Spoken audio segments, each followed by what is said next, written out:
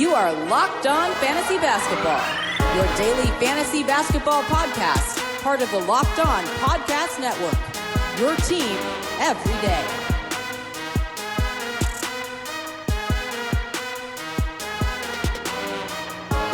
Hello and welcome to the Locked On Fantasy Basketball podcast, brought to you by Basketball Monster. My name is Josh Lloyd and I am the lead fantasy analyst at basketballmonster.com and at Yahoo Sports Australia, and you can find me on Twitter as always at redrock_Beeble and on Instagram at Locked On Fantasy Basketball. We are getting ready to start week 4 in the NBA. If you haven't seen it already, check out my week 4 preview sit start stream, which was released about 24 hours ago on YouTube and on the audio feed, of course. And now what we're doing today is looking at waiver wire ads. As with all of these shows, this is not an exhaustive list. There's plenty of guys that could be options to add in multiple different leagues. These are just a bunch of guys that I'm highlighting that you should be considering. When I look at how many teams they're rostered in, they probably seem a little bit low to me, but it all depends on how it fits your team, how your league looks, which guy you'd be dropping to add these players. But these are a bunch of guys that I think should be rostered in all formats or your different size leagues, as I specify.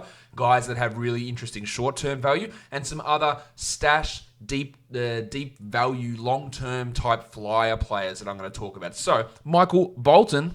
Let's get to it. Let's get to it indeed. Let's start with looking at a bunch of guys who I think are under-rostered at the moment. The numbers I've got, if you're looking on YouTube on this list, in the parentheses next to these players, is the size of leagues that I believe these players should be must-rostered in. So if a guy is must-rostered in a 10-team league, he's obviously must-roster in 12 and 14 and so on and so on. And this is based on, it's hard to get a full judge of whether these guys are available in these leagues. I'm trying to do it based on the percentage of teams that they're rostered in, and there's a weird calculation I'm using to try and work out whether these guys are available in a decent chunk of formats at that size. So in that roundabout way, Richaun Holmes is significantly under-rostered. Look, there is ups and downs in his performances. He has defensive lapses, no doubt. Marvin Bagley coming back. A lot of people are shitting themselves about Bagley coming back with Holmes. Bagley will barely play center. They seem adverse to doing that, even though it is 100% his best position.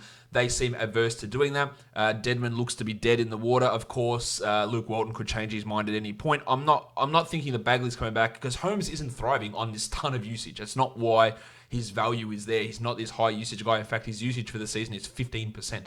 So he's not coming back, and Bagley's taking... The shots are going to come from Bogdanovic and from Barnes and a few shots away from Hill. There might be a couple from Holmes, but that's not where his value is. He's blocking shots. He's getting rebounds, which Bagley will have an impact. I understand that. But I think he's still going to be a relatively solid option who should be rostered in all leagues, 10 teams or deeper. Of course, that's the majority of leagues. And again, I'll re-stress this. If you're playing in an 8-team league, don't. You might say that's my only option. If you are in an 8-team league, hit me up. Like for next season, if you're in a league and you got 8 people, hit me up. Twitter, Instagram, YouTube comments. Let me know. We will find extra players for your league, and it will make the league a lot more of an enthralling experience for you to play with more than 8 teams. Richaun Holmes should be rostered. Marcus Smart of the Boston Celtics. I would have said Smart is a must-roster guy, irrespective of the injury that happened over the weekend. But of course, Gordon Hayward fractured his hand in the second half. Marcus Smart started in his place. Now, Smart, outside of this, is the 102nd ranked player over the course of the season already in just 30 minutes a night.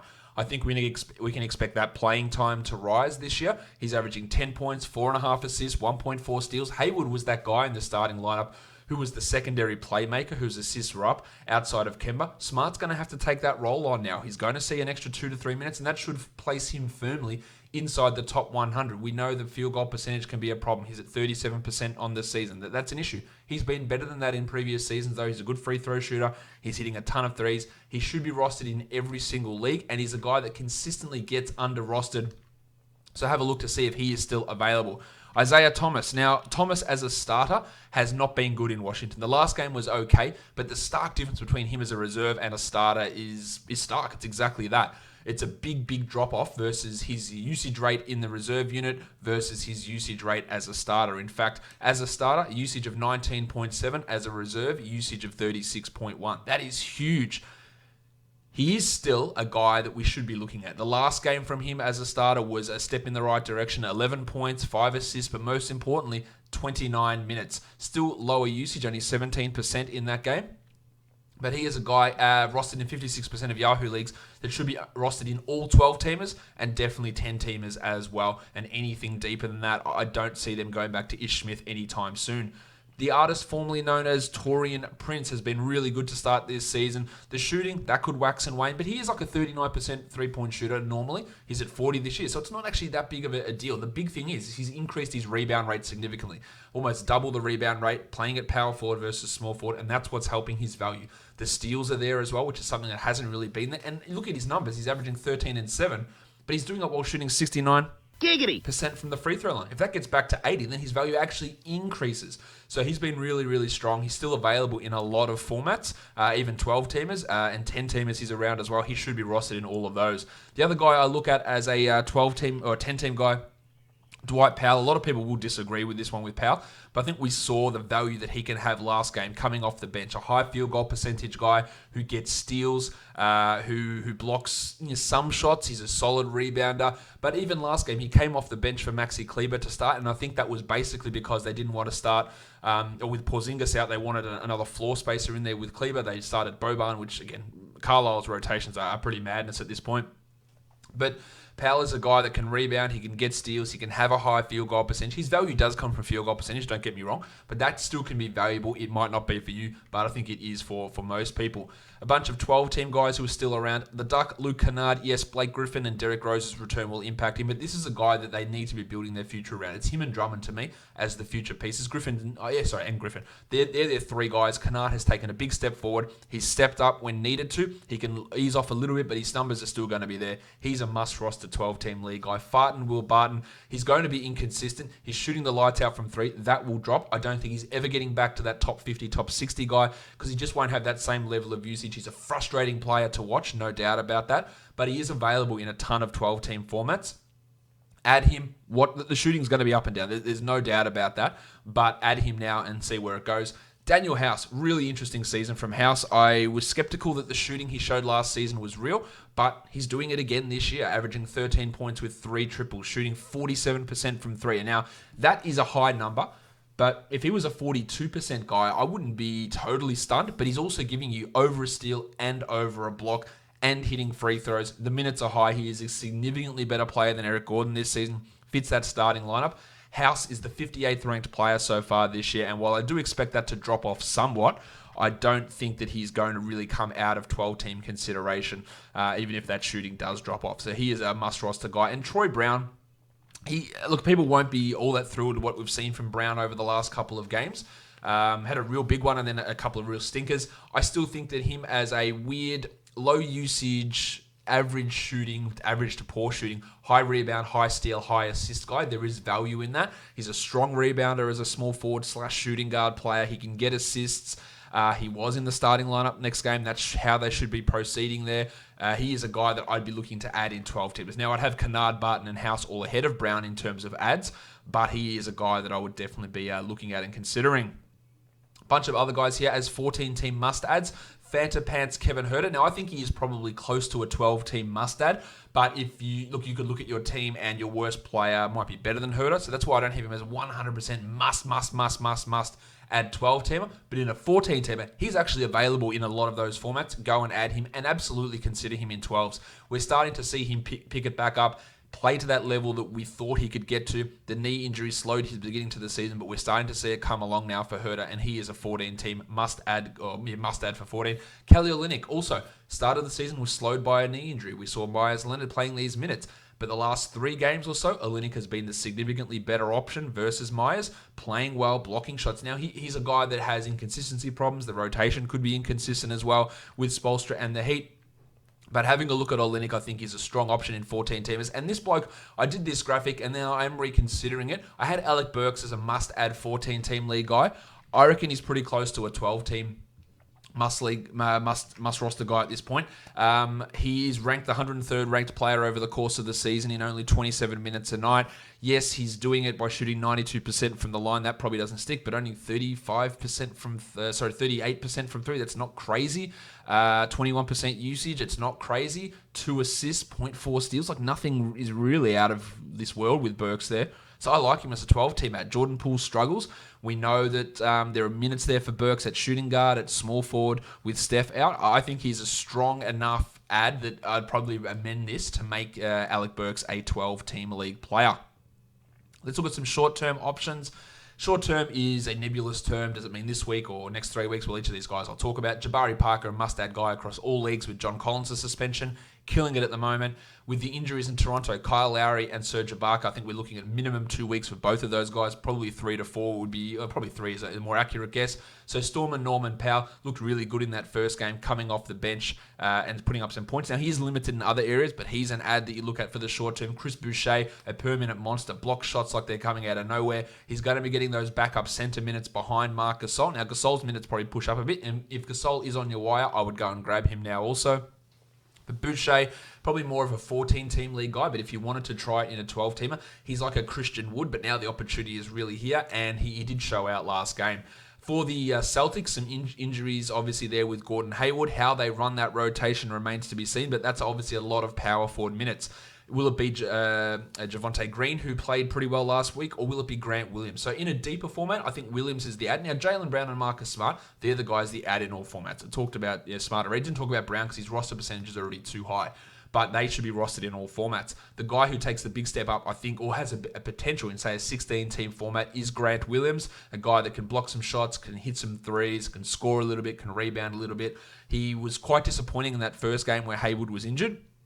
When that second half when Hayward was injured, but there is an opportunity. I wouldn't be surprised if we see him start some games if they want to go a little bit bigger and put him at power forward, but he is an interesting guy to look at. Mitchell Robinson's out for the next few games with that concussion, so Punch Bob Shipbloke, Bobby Portis, he is in the mix there. Now, of course, Fizdale and his rotations and his indecision is confusing. Portis for a points league has more value, but short-term, he's worth at least a short-term ad. And Frankie Ntilikina, I don't know what we're going to get out of Frank Ntilikina. The last 2 games for him have been fantastic. The previous 100 games in his career? Haven't. He really started to bring the defensive numbers. He looks more comfortable offensively. Now, I think I've always thought he could be good. I never thought he could be a good fantasy player, but he's starting to translate some of this potential and defensive ability. When he was one of the best defensive point guards as a rookie coming in, he was that good. And then he got fizzed out, of course, and he got nixed. It's not a good combination with those two guys are ruining your future. Ntilikina, I don't think he's going to be able to keep up what he did the last 2 games, especially that performance against Dallas, but he's worth taking a look at while Peyton and Smith are still in limbo, whether they're going to play. Of course, they could come back and Ntilikina could be back out of the rotation, and it could be all up in the air, and it's terrible, but it's worth looking at. Now, in Portland, we know that Zach Collins is out for 4 months. We've got Skal Labissière dealing with an injury. We've got Rocket Rodney Hood dealing with his usual problems with a back issue at the moment. So there's a lot of opportunities opening up. Anthony Simons is getting minutes at the moment. Now, Simons is a guy that gets points, and he doesn't get anything else. His efficiency's been poor, but he's getting a lot of minutes and a lot of usage in those 3-guard lineups. That can be useful, especially in a points league. So Simons is worth a look, especially if they're going in a situation where Hood is out. It was him. Simons was getting those minutes, not Bazemore. Hazonya's the other one there. It's a me, Mario. It's me, Mario. He got the start last game, about time, over Anthony Tolliver. Tolliver was basically out of the rotation, and he's the starting power forward. He can be a top 100 player in the short term. Will he be? Probably not, but he's at least worth looking at. And those of you in deeper leagues, Nasir Little, in his first action, really in that game where Labissière got injured, he actually played all right. Now, this is only for, say, 18-team leagues, 20-team leagues, but short term, if Labissière is going to be out along with Zach Collins, that does give you, and they're going to play Little over Anthony Tolliver, which they may or may not, Nasir might be someone to look at. He had a really strong rebound rate in college, and that could work at that power forward position. The last thing I want to look at is some flyer types. The Rock DJ, Robbie Williams, huge block numbers last game. Prior to that, he'd only been getting 15 a night. Daniel Tice was in foul trouble. How he fits when Enes Kanter's back, which may be next game, maybe the game after, we don't know. It's up in the air, but if you need some blocks, taking a flyer on Williams, there's nothing wrong with that. These are some other guys. There's different categories here. Bruno Fernando, I think he's going to overtake Alex Len at some point. That's more of a stash situation, but he's one to look at. Chandler Hutchison, who's starting for Otto Porter. Really good game from Hutch over the weekend.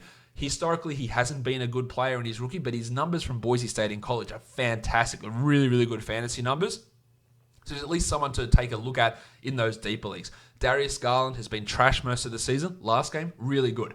I do think he can have top 100 value at some point this season. Holding on to it while waiting for him to do it is probably not a great idea. But now, if you want to just go take a flyer on him and see how it goes, by all means.